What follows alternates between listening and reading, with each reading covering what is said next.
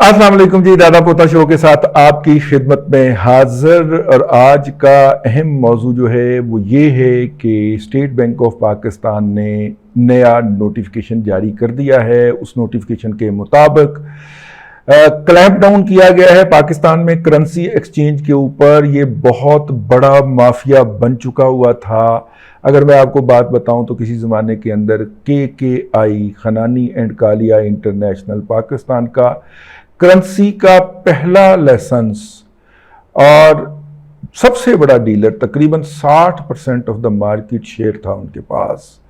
اور انیس کالیا اور مناف اور دیوان بھائی اور یہ سارے لوگ جو تھے یہ اس کے مدار المہام. لیکن دیوان بھائی تو بہت پہلے اس دنیا سے چلے گئے، برین ہیمرج ہو گیا تھا ان کو برطانیہ میں.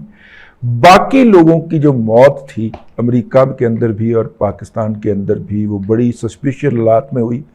انیس صاحب جو تھے، میرا خیال ہے کہ وہ ایک زیر تعمیر بلڈنگ کے چوتھے یا پانچویں فلور سے نیچے گرائے گئے اور وہاں پہ ان کی موت واقع ہوئی. ایک ان کے جو کولیگ تھے یا پارٹنر تھے وہ امریکہ کے اندر قتل کر دیے گئے. تو کرنسی کا جو بزنس ہوتا ہے یہ ہوتا خوفناک ہے. اور جو ہے میرے کیریئر کا، فنانشل کیریئر کا اور یہ کرنسی مارکیٹ کی رپورٹنگ کا جو آغاز تھا وہ ان احباب کے ذریعے ہوا تھا. مجھے اس بات کا اعتراف کرنا چاہیے. میں ان سے اندر کی خبریں لیا کرتا تھا لیکن وہ اس دنیا میں نہیں رہے، قتل کر دیے گئے. تو یہ کتنا خوفناک بزنس ہے. بنیادی طور پہ ان کے اوپر یہ شک تھا. یہ پیپلز پارٹی کے دور میں ہوا تھا جب وہ رحمان ملک صاحب مرحوم جو تھے وہ وزیر داخلہ تھے، تو انہوں نے ایکشن لینے کا اعلان کیا تھا. اور مجھے یاد ہے کہ ان کے اوپر الزام یہ تھا کہ جو اساف جو ہے یہ امریکہ کے اندر جو فوجیں بیٹھی ہوئی ہیں ان کا جو روپے کی آمد جامد تھی اس کے اندر یہ لین دین کر رہے تھے. اور بنیادی طور پہ زرداری صاحب اقتدار میں آئے تھے اور مبینہ طور پہ کہا جاتا ہے کہ انہوں نے کہا تھا 2.5 حصہ کتنے. ٹھیک ہے، آپ نے اتنا عرصہ کمایا، میں جیل میں رہ کے آیا، اب بتائیں کہ آپ نے اس عرصے کے دوران جو کمایا ہے اس میں ہمارا حصہ بھی تو ہونا چاہیے. تو وہ بیچارے مارجن پہ کام کرتے تھے، تھوڑے سے مارجن، مطلب 0.001% مارجن ہوتا ہے کرنسی ڈیلر کا. اگر وہ بات کر لے اس کے پاس والیوم اتنا زیادہ ہوتا ہے نا کہ اس کو وہ بھی وارہ کھاتا ہے. تو ظاہر ہے انہوں نے کہا کہ بھائی جان ٹھیک ہے، اربوں ڈالر ادھر سے ادھر ہم نے کیے ہوں گے لیکن ہمارا تو اس میں سے یہ کمائی تھی، یہ خرچہ تھا، ہم آپ کو کہاں سے دے دیں. تو پھر ان کو اگلے جہان پہنچا دیا گیا. یہ دونوں اصحاب کی جو ڈیتھ تھی وہ مسٹیریس کنڈیشن کے اندر تھی. کسی نے پروب نہیں کیا، نہ امریکنز نے نہ پاکستان کی ایجنسیوں نے. بہرحال میں نے کہا کہ آج آپ کو یہ بتا دیں دادا پوتا شو کے اندر ہمارا پروگرام جی، اس کے اندر جو ہے وہ آپ اکانومی اور فنانس ڈسکس کر سکتے ہیں، کیریئر کاؤنسلنگ کر سکتے ہیں. چونکہ آج اکانومی کے فرنٹ کے اوپر ایک بہت بڑی ڈیولپمنٹ ہوئی ہے. اسٹیٹ بینک آف پاکستان نے نوٹیفیکیشن جاری کیا ہے. وہ کرنسی ایکسچینج جن کو فائنانشل ریفارمز ایکٹ 1991 کے بعد لائسنسز ملے تھے اور ان کو کسی نے ہاتھ نہیں لگایا اور وقتاً فوقتاً ان کو تھوڑا بہت ریگولیٹ کرنے کی کوشش ہوتی رہی لیکن یہ اس میں سے نکل جاتے رہے کیونکہ یہ بڑے لوگوں کو بڑی خدمات فراہم کیا کرتے تھے. اب ایک چھوٹا موٹا ان کو تھوڑا سا چٹکا دینے کی کوشش. یہ ریفارمز ابھی بھی نہیں ہوئی. ویسے بائی دا وے حافظ صاحب جو ہے وہ ان کے اقدامات کی، ان کے الفاظ کی شرم رکھنے کے لیے ایکشن ان کے خلاف کوئی نہیں ہو رہا لیکن ان کو یہ کیا جا رہا ہے. ہر کرنسی ڈیلر کو اپنا لائسنس جو ہے وہ رینیو کروانا پڑے گا، یا جب وہ رینیو کروانے جائے گا اپنا پیڈ اپ کیپٹل 20 کروڑ سے 50 کروڑ تک لے کے جائے گا. یوں چھوٹے پلیئرز مارکیٹ میں سے آؤٹ ہو جائیں گے. جو 50 کروڑ روپے ایلوکیٹ نہیں کر سکتا، ویسے 50 کروڑ روپے کو بڑی بات نہیں ہے لیکن ہر برانچ کا اگر 50 کروڑ روپے آپ کو دینا پڑے اور 10 برانچز ہوں آپ کی تو 5 ارب روپیہ تو آپ کا اسٹیٹ بینک آف پاکستان کے پاس ایز اے سیکیورٹی چلا گیا نا. بزنس آپ نے مٹی تک ہی کرنا ہے اس کے بعد. تو خیر یہ کیا جی انہوں نے، یعنی کہ چھوٹی پارٹیاں جھڑ جائیں، بڑے پلیئرز رہ جائیں جن کے پاس اربوں خربوں روپیہ اس بزنس کے لیے موجود ہے. دوسرا جی، تمام جو شیڈیولڈ بینکس ہیں، شیڈیولڈ کمرشل بینکس ہیں، ان کو کہا گیا جی اپنی ڈیزگنیٹڈ برانچز کے اندر آپ جو ہے وہ کرنسی کے ونڈوز کھولیں، ایک ڈیسک کریٹ کریں. وہاں پہ جو نیسیسری عام عوام کو کرنسی چاہیے وہ ایک ریٹ کے اوپر، مخصوص ریٹ کے اوپر ہر بینک جو ہے وہ لینے اور دینے کا اہتمام کرے. اگر کوئی ڈالر جو ہے وہ اگر کہے کہ میں نے بینک میں جمع کروانا ہے تو ڈالر اس سے بینک نہیں لیتا، وہ کہتا اوپن مارکیٹ میں جا کے تو اس کے عوض روپے لے لو، تمہیں کیا ضرورت پڑی، پاگل ہو گئے۔ تو ظاہر ہے اس کا مطلب ہے کہ پاکستان سے اوپن مارکیٹ کا اور کرنسی ڈیلروں کا وجود ختم کرنے کا انتظام کیا جا رہا ہے۔ اچھی خبر ہے، ایک اکانومی کو ریگولیٹ کر سکتے ہیں اس کے ذریعے۔ جو اس وقت بہت بڑے بڑے ہول پیدا ہو چکے ہوئے ہیں اس اکانومی میں، جس نے آج ڈالر کو 304 پہ لا مارا۔ بائی دا وے ڈالر جو ہے انٹر بینک مارکیٹ میں بھی ایک دن کے وقفے کے بعد، بلکہ 2 دن کے وقفے کے بعد نیچے آنا شروع ہوا ہے، اور اس وقت جب میں آپ سے مخاطب ہوں ابھی انٹر بینک مارکیٹ جو ہے وہ بند نہیں ہوئی ہوگی، لیکن اس وقت جو ہے وہ 304 305 ریٹ چل رہا ہے ڈالر کا، اور یہ 306 307 سے نیچے آیا ہے، ابھی اور نیچے آئے گا، کیونکہ اس وقت جو ہے وہ کرنسی ڈیلر جو ہیں ان کو کہا گیا کہ خبردار کوئی ڈالر باہر لے کے گیا، اگر سرنڈر کرنا ہے تو اسٹیٹ بینک آف پاکستان کو سرنڈر کریں۔ تو اسٹیٹ بینک آف پاکستان نے کو سرنڈر اگر ہوتا ہے اور انٹر بینک کے اندر وہ مارکیٹ ڈالر آتا ہے تو اس کا مطلب ہوگا کہ اور نیچے قدر جائے گی، ٹھیک ہو گیا۔ تو یہ بہت اہم ڈیولپمنٹ ہے پاکستان کو موجودہ بحران سے نکالنے کے لیے۔ یہ جو اقدام لیا ہے جناب حافظ سید جنرل عاصم منیر شاہ صاحب نے، اس کو اپریشیٹ ہونا چاہیے۔ اللہ کرے اس کو ماما جی کی نظر نہ لگ جائے۔ پنڈی کے اندر ایک ماما جی ہوتے ہیں جی، ٹھیک ہے، تو ان کی نظر نہ لگ جائے یا ان کی نظر نہ پڑ جائے۔ وہ برطانیہ سے اسپیشلی برطانوی نیشنلٹی کے ساتھ ساتھ پاکستان واپس تشریف لے آئے ہیں اپنا گھر۔ وہ ویسٹ ریج کے اندر جو تھا وہ چھوڑ کے چلے گئے تھے برطانیہ، لیکن جب بھانجا جو تھا وہ اعلیٰ عہدے پہ آیا تو وہ واپس آ گئے، اور اللہ کرے ان کی نظر نہ لگ جائے۔ تو آج کل وہ پولیس کے ٹرانسفر کرواتے ہوئے پائے جا رہے ہیں۔ اللہ تعالیٰ ہر بھانجے کو اس کے مامے کے مذموم مقاصد سے محفوظ رکھے، ہماری دعا ہے، ساتھ میں ہم سلوٹ بھی مار، ٹھیک ہے۔ تو بہرحال جی یہ آج کی سب سے بڑی اہم خبر ہے، تو میں نے کہا یہ خبر آپ تک پہنچائی جائے۔ دوسرا جی، افغانستان کے اندر امریکہ کا تجارتی وفد پہنچا ہے۔ بائی دا وے پاکستان میں اس طرح کا کوئی بھی امریکی وفد آئے ہوئے کم از کم 8 سال ہو چکے ہیں، ٹھیک ہے۔ تو افغانستان کے اندر امریکہ افغان چیمبر آف کامرس جو ہے، جو کہ کافی عرصہ پہلے کا بنا ہوا تھا، جب امریکی وہاں پہ تھے تو تبھی انہوں نے بنایا تھا، اب باقاعدہ امریکیوں کا انڈیپینڈنٹ ایک وفد وہاں پہ پہنچ گیا ہے۔ تو جو ہم آپ کو کہتے ہیں کل جو حملہ ہوا ہے افغانستان سے پاکستان کے اوپر، اور افغانستان کی گورنمنٹ بڑے کندھے اچکا کے کہتی ہے یہ تو داعش والے ہیں، ہمارا تو ان سے کوئی لینا دینا ہی نہیں ہے، تو سمجھ تو آپ کو آ گئی ہوگی کہ وہ حملہ کیوں ہوا ہے، ٹھیک ہے۔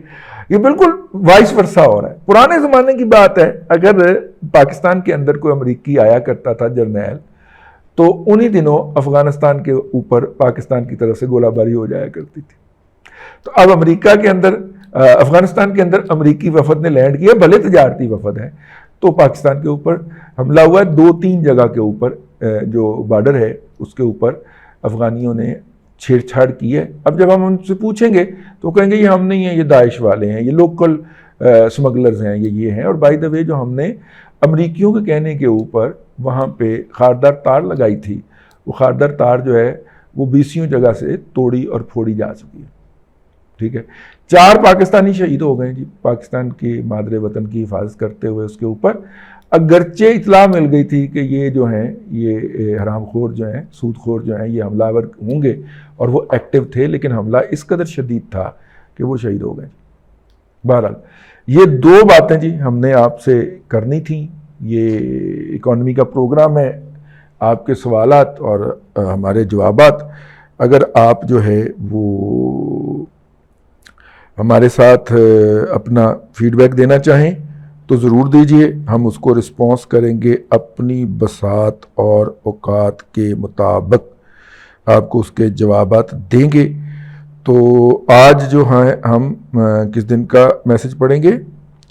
ہم پیچھے چل رہے ہیں جی کافی زیادہ، لیکن آج ہم پڑھیں گے 28 اگست کا پیغام جی آپ کے لیے، ٹھیک ہے۔ السلام علیکم جی دادا جی، کیا حال ہیں؟ ٹھیک ہیں، خیریت سے ہیں؟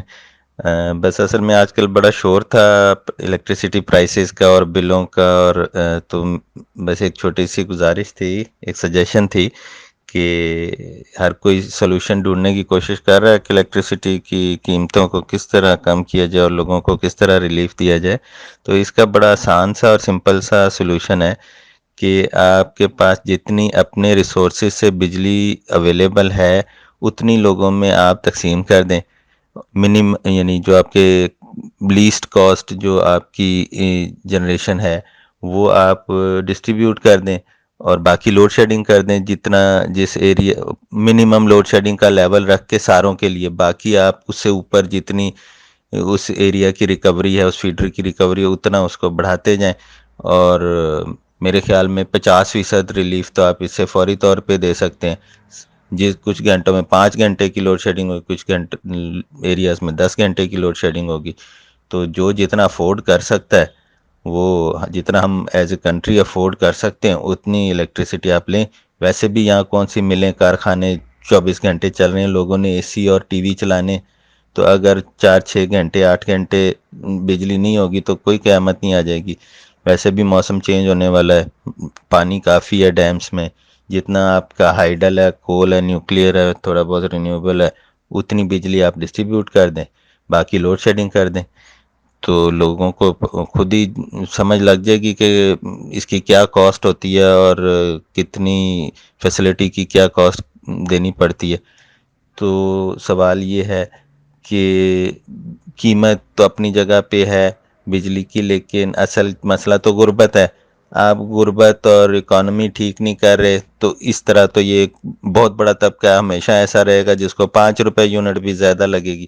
تو پھر فری بجلی بانٹنا تک شروع کر دیں آپ. دیکھیں یہ ایک عام آدمی کی سوچ ہو سکتی ہے. اور غربت، آپ کی میں بات کو تھوڑا سا آگے بڑھا دیتا ہوں. غربت اس لیے ہے کہ آبادی بہت زیادہ، ہم اندھا دھند بچے پیدا کیے جا رہے ہیں. یہ واحد صنعت ہے جس کے اندر کمی نہیں ہو رہی، دن بدن اضافہ ہو رہا ہے. ہم دنیا کی تیز ترین آبادی میں اضافہ کرنے والی قوم ہیں، ٹھیک ہے. تو اگر اس کی طرف جائیں گے تو پھر آپ کو فوری طور پہ مذہب یاد آ جاتا ہے. پھر ہم نے کرنے بھی معذور پیدا ہے. ہم نے ان کو وہ ٹیکے بھی نہیں لگوانے، قطرے بھی نہیں پلوانے پولیو والے کہ وہ جو ہیں وہ صحیح پیدا نہ ہو جائیں. جب اس طرح کی مائنڈ سیٹ کے ساتھ، اس طرح کی حرکتوں کے ساتھ آپ اس دنیا میں رہنے کی کوشش کریں گے تو پھر اس سے ترقی نہیں ہوگی، اس سے مصیبتوں میں اضافہ ہی ہوگا، ٹھیک ہے. تو ظاہر ہے جو آبادی پیدا ہوتی ہے اس نے رہنا ہے، اس نے کھانا ہے، اس نے پہننا ہے، اس نے چلنا ہے، اس نے سفر کرنا ہے. یہ ساری جو ہے یہ اکانومی ہے. تو جب آپ اندھا دھند بچے پیدا کرتے جائیں گے، اور میں کسی خاص طبقے کی طرف اشارہ نہیں کر رہا، 18 بچے ہوتے ہیں ان کے، ٹھیک ہے. اور فارم ہی مک جاندہ ہے محکمہ بہبود آبادی والوں کا، جتنے انہوں نے آپشن رکھے ہوتے ہیں نا بچوں کے، وہ فارم مک جاتا ہے، ان کے بچے نہیں مک رہے ہوتے. سر اس کے اوپر بھی تھوڑی سی توجہ کریں. جن قوموں نے ترقی کی ہے انہوں نے آبادی کو ریگولیٹ کیا. میں یہ نہیں کہہ رہا کہ آپ جو ہے وہ خواتین کے آپریشن کر کے اور ان کو بانجھ بنا دیں، لیکن کوئی بندہ آپ بھی شرم کر لیتا ہے یار کہ ریسورسز ہیں کوئی نہیں اور ہم دھڑا دھڑ بچے پیدا کیے جا رہے ہیں. اچھا، اس کا کاؤنٹر آرگومنٹ یہ ہے کہ جناب اللہ تعالیٰ نے پیدا کیا. اللہ تعالیٰ نے یہ بھی تو کہا ہے نا کہ میں نے تمہیں علم دیا ہے اور اس سے نئے نئے ذرائع تلاش کرو. اللہ نے یہ نہیں کہا کہ جامع کے سوٹ دیو اور ہاتھ میں اس کے پکڑائیں کہ جا بیٹا باہر سے مانگ کے لا، یا اس کو جناب بنا کے وہ ایک دیگچہ دے دیں، وہ کیا ہوتا ہے فلاسک دے دیں کہ جا بیٹا کعوہ بیچا باہر میں، ٹھیک ہے نا. وہ 4 سال کا بچہ باہر جائے، ہمارے یوٹیوبر کو ایک بچہ مل جائے، وہ اس کے دیکھیں جناب رات کو کام کرتا ہے صبح سکول جاتا ہے، ٹھیک ہے. تو میرا مطلب ہے کہ اگر آپ اس کو سکول نہیں بھیج سکتے تھے تو اس کو دنیا میں لانے کی کیا جلدی پڑی ہوئی تھی؟ آپ کی ذمہ داری تھی نا، آپ کی ذمہ داری تھی. آپ نے اس کا بچپن چھین لی، آپ نے اس کا سب کچھ چھین لی. آپ مجرم ہیں، یو آر کریمنل. آپ اوپر سے کہتے ہیں میرے اوپر رحم کھایا جائے. نہیں بھائی، یہ لاڈیاں نہیں چل سکتی دنیا کے اندر. تو بہرحال اس طرح کے لوگ کسی ایسی سوسائٹی، ویسٹرن سوسائٹی کے اندر کوئی ایک آدھ دانی کے طور پہ اسکینڈینیوین کے اندر تو وارہ کھا جاتے ہیں، لیکن اگر ساری آبادی اس پہ اتری ہو تو وہ وارہ نہیں کھاتے. پھر ان کا کیا کرنا، ٹھیک ہے نا. مطلب کہ اس کو خطائیاں بیچنے کے لیے مارکیٹ بھیج دیں 4 سال کی عمر کے اندر کہ جا بیٹا بازار کے اندر بیٹھ جا کے خطائیاں لے کے، اور لوگ رحم کھا کے کوئی آپ کو امداد دے جائے گا، کوئی آپ سے 2 خطائیاں لے جائے گا. نہیں سر، ایسے نہیں. خدا را اس کو اسکول بھیجیے. آپ اگر اسکول نہیں بھیج سکتے مدرسے بھیجیے, وہ کھیلے, وہ اٹکیلیاں کرے, وہ چہکے, وہ بچہ ہے, وہ حق ہے اس کا کھیلنا, اس کا اسکول جانا اس کا بنیادی حق ہے. آپ اس کو اسکول نہیں بھیج رہے, آپ اس کو کسی کے گھر کام پہ لگا رہے ہیں, یا آپ کرمنل ہیں. ٹھیک ہے, آپ کو کوڑے پڑنے چاہیے. سوری میں تھوڑا سا اس پہ جذباتی ہو گیا ہوں. دوسری بات ہے, آپ نے کوئی بھی پریکٹیکیبل بات نہیں کی. بھائی 42,000 میگا واٹ ہمارے پاس بجلی ہے, ٹوٹل ڈیمانڈ ہماری 25,000 میگا واٹ کی. اگر ہم سارے اے سی چلا لیں اور زیرو لوڈ شیڈنگ کر دیں 25,000 میگا واٹ ہے, لیکن بجلی کون دے گا؟ 65% چوری کر جاتے ہیں پشاور والے. ان کے علاقے میں جتنی جاتی ہے اس کا 65% چوری ہوتا ہے, 35% بل ہوتا ہے. کون دے گا بل؟ وہاں پہ بندوق نکال لیں گے اگلے. وہ گریڈ اسٹیشنوں پہ حملہ کر کے اپنی بجلی آن کر جاتے ہیں. پچھوں بند کروانی پہنتی ہے پھر ہیڈ کوارٹر چوں کہ جی ساڈے کو تو بند نہیں ہو رہی.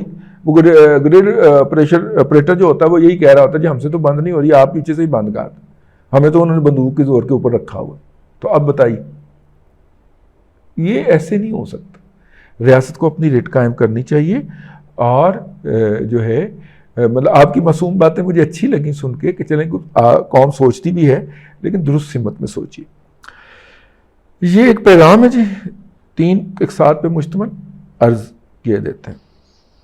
السلام علیکم رضی بھائی, میرا نام احسان اللہ باجوہ ہے, گوجرا شہر سے. چند دنوں میں پیٹرولیم کے ریٹ جو ہیں وہ 40 روپے تک بڑھ گئے ہیں. ہر 15 دن کے بعد قیمت کا تعین کرنے کی جو پالیسی ہے یہ عمران دور میں کسی ارسطو نے ایجاد کی ہے, اور اس کا نقصان ہم جیسے لوگوں کو یہ ہو رہا ہے کہ ہر دفعہ ریٹ بڑھنے پر کرائے اور دیگر جو اشیائی ضرورتیں ہیں ان کے ریٹ بڑھا دیے جاتے ہیں, جبکہ پیٹرول کی قیمت کم ہونے پر چیزوں کے ریٹ اور کرائے کم نہیں ہوتے. ایسا لگتا ہے کہ صرف سیٹھ لوگوں کا فائدہ دیکھا جا رہا ہے, جبکہ غریب کو ہاتھ پاؤں باندھ کر آدم خوروں کے سامنے پھینک دیا گیا ہے. برائے مہربانی اس پر روشنی ضرور ڈالیے گا, اور اگر ہو سکے تو حکام بالا سے یہ ہماری درخواست پہنچائیں کہ جس طرح پہلے ریٹ ہوتے تھے, فکس ہوتے تھے, عالمی منڈی میں آنے کے بعد جب پاکستان کے سٹاک اور یہ وہ ساری چیزیں تھیں اور وہ ریٹ بڑھتے یا کم ہوتے تھے کئی ماہ کے بعد, اسی سسٹم کو دوبارہ لایا جائے تاکہ چیزوں کی ریٹ میں ایک سٹیبلٹی آ جائے. شکریہ. وہی ریٹ ہے جی, وہی طریقہ کار ہے. بائی دا وے یہ عمران خان صاحب نے دریافت نہیں کیا تھا, یہ شوکت عزیز صاحب دریافت کر کے گئے تھے, اور باقی حکومتوں نے اس کو استعمال کم کیا. وہ 15 دن کے بعد نہیں کرتے تھے, وہ مہینے کے بعد کرتے تھے. ایک بات. دوسری بات یہ ہے کہ IMF کے ساتھ جو ہم نے معاہدہ کیا ہے اس کے تحت ہم نے $1 پر لیٹر کے اوپر تیل رکھنا ہے, پیٹرول رکھنا ہے. تو $1 پر لیٹر جو ہوتا ہے سر, اس ڈالر ہم سے قابو نہیں آ رہا, تو پھر نتیجے کے طور پہ پیٹرول مہنگا ہوتا جا رہا ہے. ڈالر کو قابو کر لیں, پیٹرول خود بخود نیچے آ جائے گا. ریکویسٹ یہ ہے کہ میں 31 سال سروس کرنے کے بعد, گورنمنٹ جاب کرنے کے بعد ریٹائر ہوا ہوں. تو یورپین کنٹری میں کوئی ایسا ہے جہاں پہ میں 16 ایئر سے ریٹائر ہوا ہوں, تو کوئی ایسا ملک ہے جو ریٹائر جو لوگ ہیں ان کو اکاموڈیٹ کرتا ہو یا ان کو ٹیمپریری ریزیڈنس یا پرماننٹ ریزیڈنس آفر کرتا ہو؟ دوسرا رضی بھائی یہ ہے کہ کیا پاکستان میں 35-40 لاکھ کے اندر کون سا ایسا کاروبار کیا جا سکتا ہے جس سے نظام زندگی جو ہے وہ باعث طریقے سے چل سکے؟ چھوٹے سے شہر گوجرا سے میرا تعلق ہے, تو کائنڈلی اس کے بارے میں بھی رہنمائی فرمائیے گا, کیونکہ جو بڑے جس طرح اسٹاک ایکسچینج کی آپ بات کرتے ہیں تو ہمیں تو اس کی ہاؤ نو بھی نہیں ہے. تو اگر اس کا کرنا چاہیں تو اس میں اس کی جو بیسک انفارمیشن ہے وہ کہاں سے لرن کی جا سکتی ہے؟ کائنڈلی اس کے بارے میں بھی رہنمائی فرمائیے گا. اور کوئی بزنس آئیڈیا جو ہے وہ چھوٹے شہر کے حساب سے وہ بھی کائنڈلی دیجیے گا. شکریہ. دیکھیے اب ہمیں یہ نہیں پتا کہ آپ کس محکمے سے ریٹائر ہوئے ہیں 16ویں گریڈ سے.